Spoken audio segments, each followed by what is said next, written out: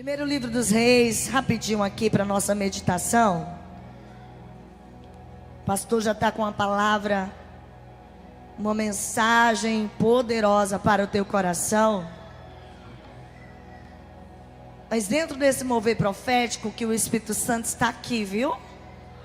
Agindo, trabalhando, falando. Primeiro livro dos Reis. Quando eu subi nesse altar, o Espírito Santo queimou essa palavra dentro do meu coração. Eu quero compartilhar rapidamente com você.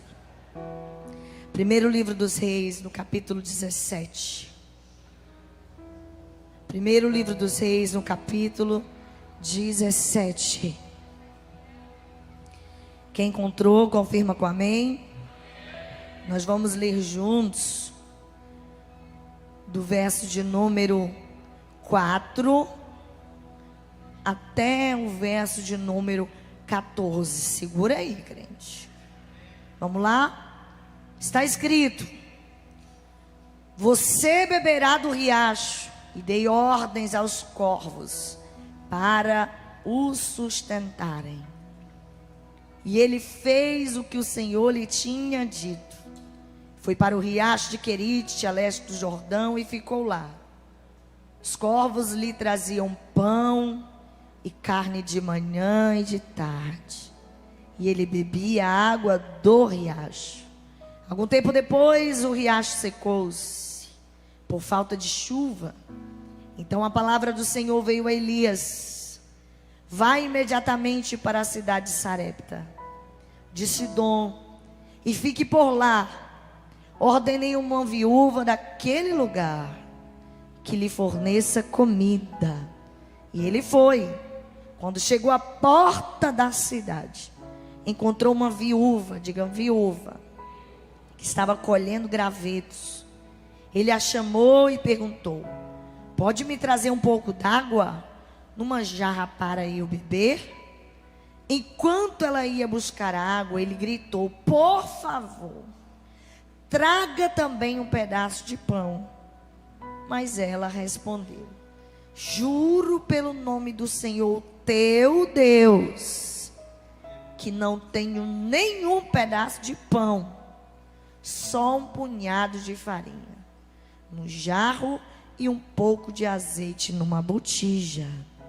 Estou colhendo os 2 gravetos para levar para casa e preparar uma refeição para mim e para o meu filho, para que a comamos e depois a morramos. Elias, porém, lhe disse: não tenha medo, vá para casa e faça o que disse. Mas primeiro, diga primeiro, faça um pequeno bolo com o que você tem e traga para mim. E depois faça algo para você e para o seu filho. Pois assim diz o Senhor, o Deus de Israel: a farinha na vasilha não se acabará, e o azeite na botija não se secará, até o dia em que o Senhor fizer chover sobre a... Senta aí dando glória rapidinho. Só uma reflexão para a igreja.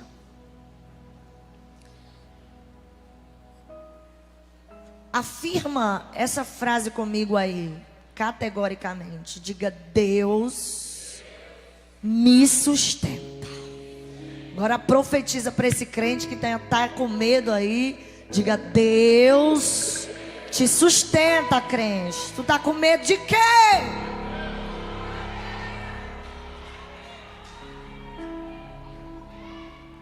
O ser humano, ele precisa compreender essa verdade. Essa verdade, ela precisa estar estampada no nosso coração. Ela precisa estar dentro das nossas entranhas, Jaconisa Regina. Quando eu entendo, quando eu compreendo, quando eu tenho a compreensão de que Deus nunca vai me desamparar, nunca vai me abandonar. Pode a mãe e o pai abandonar o filho, mas Deus jamais nos abandonará. Deus disse para Josué: eu nunca te deixarei, nunca te abandonarei. Quando a igreja entende essa verdade, acredita nessa verdade, guarda essa verdade, a igreja triunfa sobre as adversidades. Tem alguém comigo aí? Houve uma crise, uma fome sobre a terra no período em que o rei Acabe, o rei cruel, reinava sobre Israel.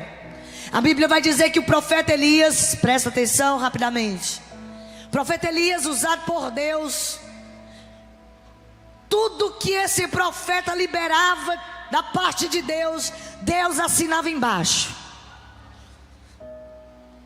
E ele vai liberar uma palavra: não vai haver chuva e nem orvalho.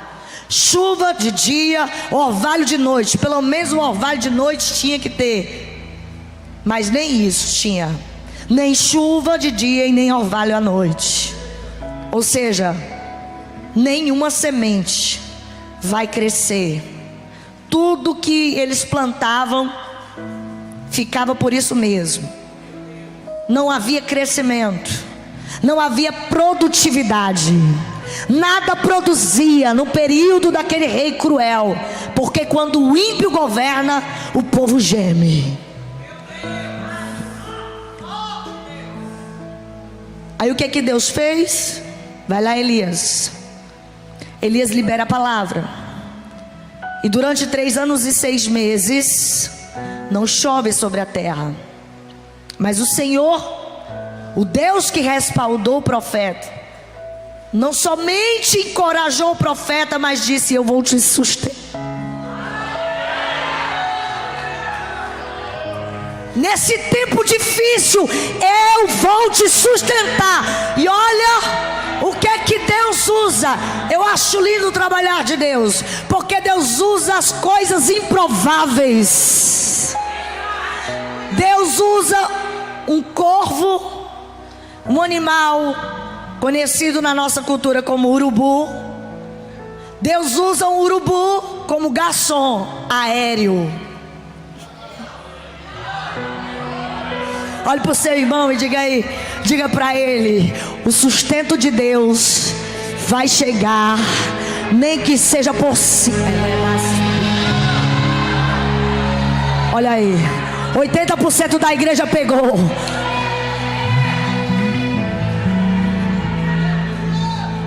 O problema é que a gente olha para baixo demais e esquece de que o nosso socorro vem do Senhor.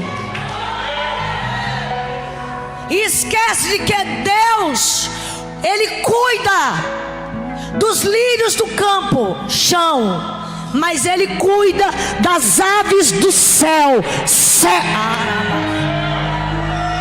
Jesus foi quem disse isso no Novo Testamento. Por que vocês andam ansiosos, preocupados com o que vão comer,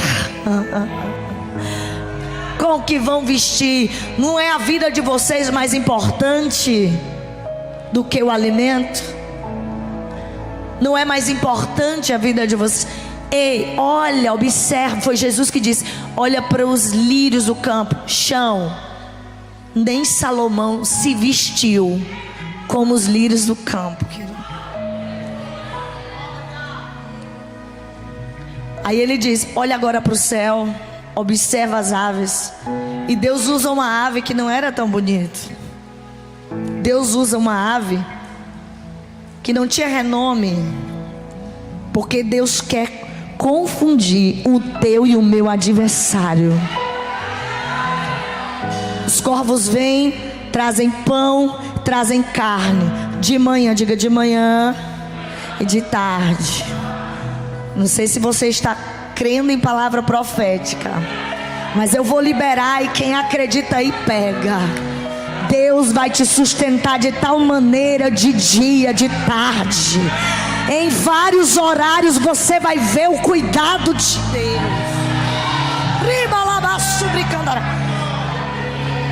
Deus falou para Moisés: porventura a minha mão está encolhida? Deus falou através de Isaías que a mão dele não está encolhida. Deus usa o corvo. Chega um momento que Aquela estratégia de Deus muda. Deus não muda, mas as suas estratégias se renovam. Deus diz: sai do riacho, Querite.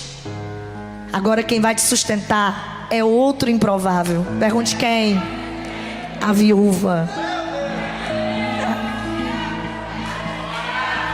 Olha para esse crente e diga: o teu sustento não vem de quem você imagina, mas virá do improvável, de Deus. Só quem está só quem pega essa palavra profética. Não adianta você ficar no aplicativo pulando de galho em galho, é aqui, ali, além, batendo na porta de fulano, de ciclano. Não adianta. O teu sustento vai vir do céu.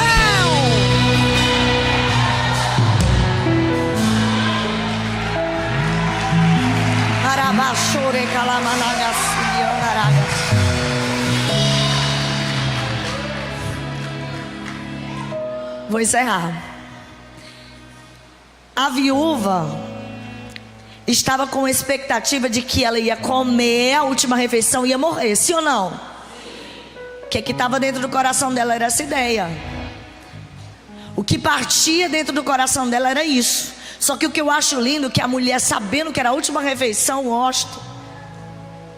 ela não cruza os braços.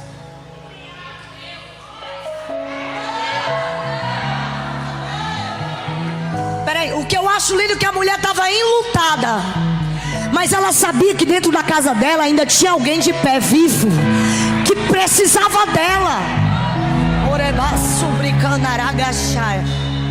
Falar de luto sem vivenciar o luto é hipocrisia.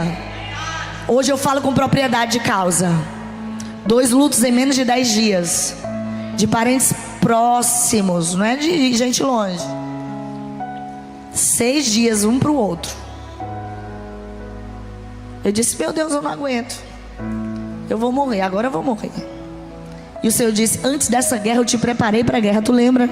Quando eu mandei tu jejuar, tu jejuou, tu ficou só no líquido. Quantos dias? Eu disse: nem lembro, Senhor. Pois eu estava te preparando para essa crise, estava te preparando para esse momento de dor.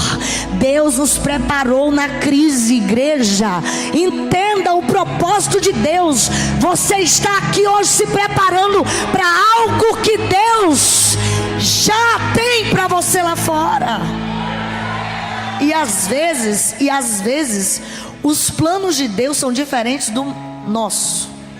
Eu tenho que ser sincera com você, querido. Eu não vou aqui barganhar com você.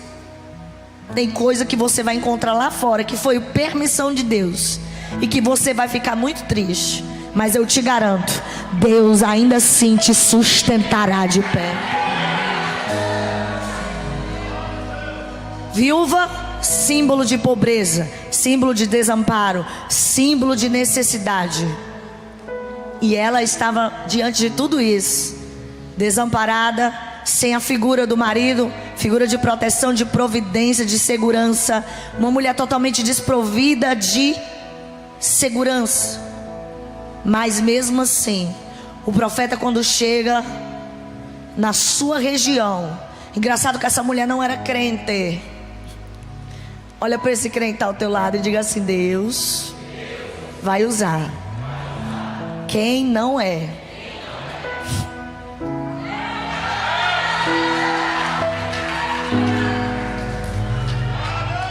Não fica iludido não, achando que Deus só usa crente, não. Porque quando Deus quer usar, Ele usa também quem não é.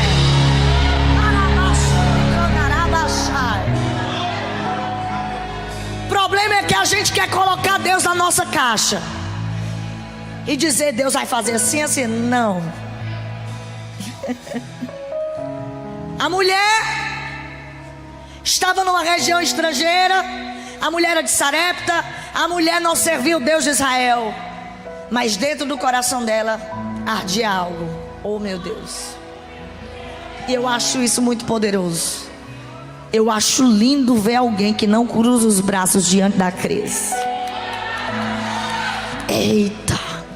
Eu acho lindo ver alguém que diz assim: fui abandonado, tô de luto, tô no prejuízo financeiro, a porta está fechada, perdi o emprego, perdi isso, perdi quem eu amava, mas eu vou me levantar. O profeta chega lá em Sarepta, na porta da cidade, e a mulher estava apanhando graveto na porta da cidade. Como assim, bispa? Ela não estava em casa, fazendo comida em casa. Olhe para o seu irmão e diga assim: você saiu de casa hoje, e essa noite não vai passar em branco. O céu já te registrou. Essa noite não vai passar em branco.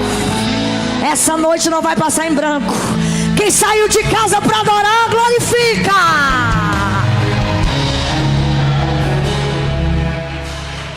A porta da cidade.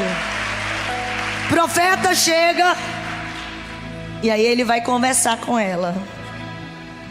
Deus disse que ia ordenar ela para sustentá-lo. Ele agora vai perguntar: você pode me fornecer água? E ela está apanhando os gravetos. Eu acredito que ela olha, e aquela mulher, ela tinha tudo para ser amarga. Sim ou não? Ela tinha tudo para ser uma mulher amargurada. Olha o que ela vai fazer. Ela vai dar meia volta e ela vai pegar água para o profeta.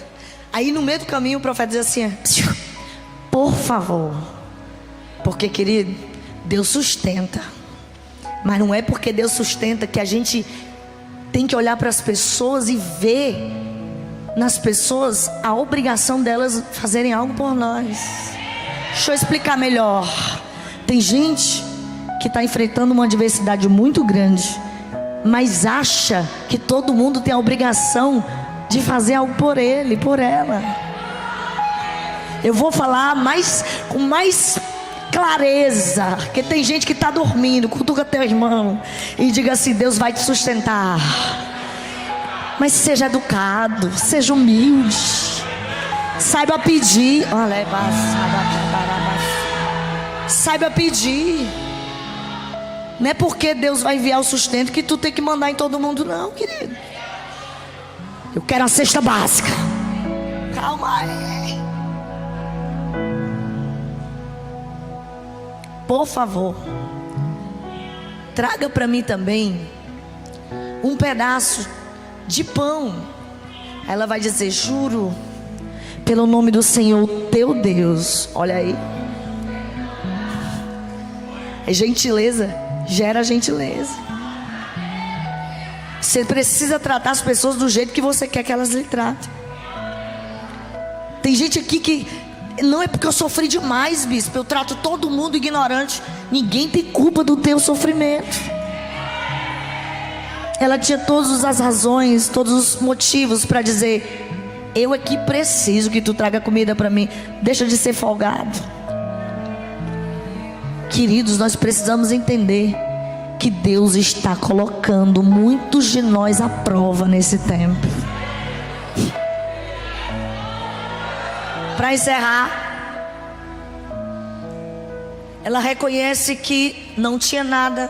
Ela jura pelo nome do Senhor, o Deus de Elias. Não era o Deus dela.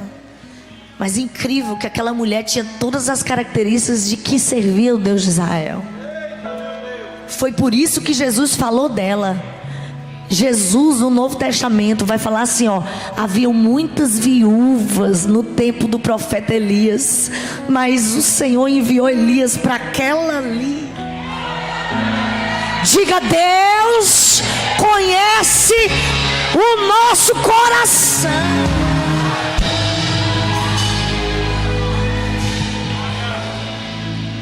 Aquela mulher estava abandonada, desamparada, necessitada. Ela tinha só a última refeição, mas ela tinha coragem, força de vontade. Ela tinha amor próprio, mas tinha amor ao próximo.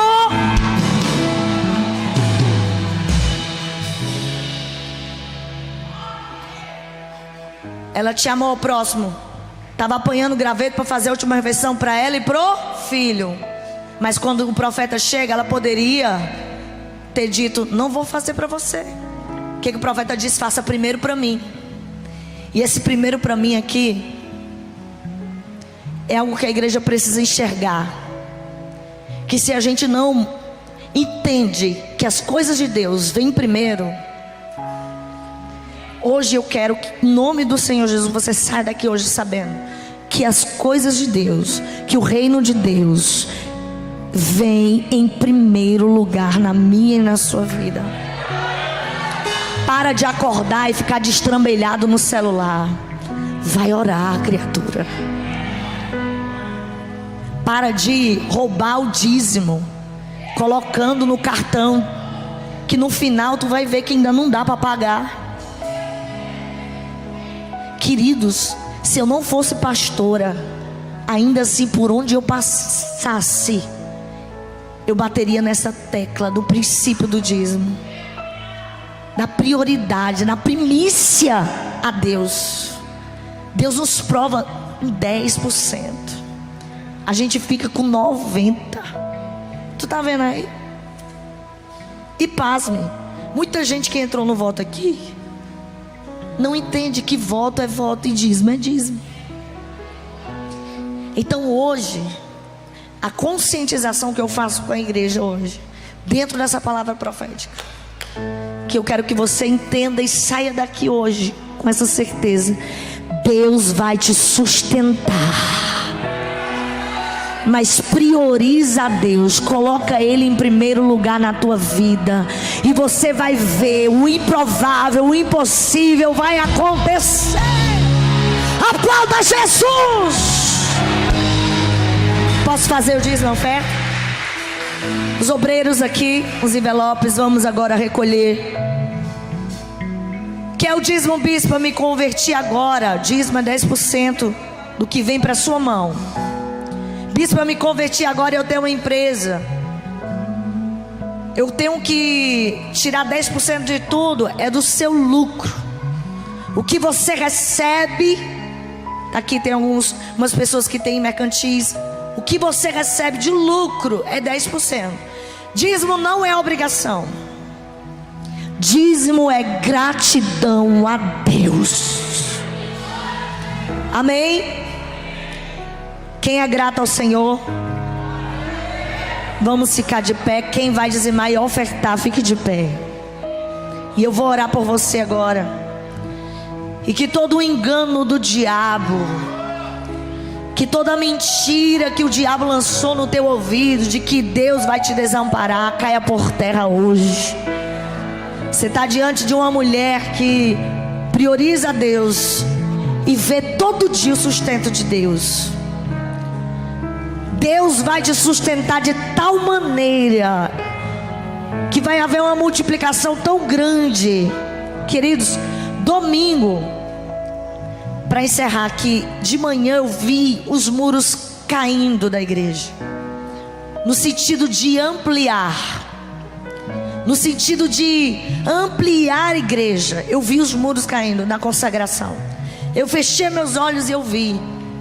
À noite, quando eu estava ministrando louvor, eu vi de novo. E eu ainda falei no final da música: os muros estão caindo, vão cair. Queridos, e no final, quando o pastor levantou aquele voto, eu fiquei maravilhada. Porque eu sei o que Deus fez na nossa vida, por nós sermos ofertantes e dizimistas fiéis. Eu sei o que Deus fez. E eu sei o que Deus quer fazer na vida de vocês. Bispo, eu não tenho. Aquela viúva, o profeta poderia ter tido pena dela, sim ou não? Sim. Mas Deus queria honrar não só o profeta, mas a viúva. Deus não quer só ampliar essa casa, Deus quer honrar você também. Levante sua mão.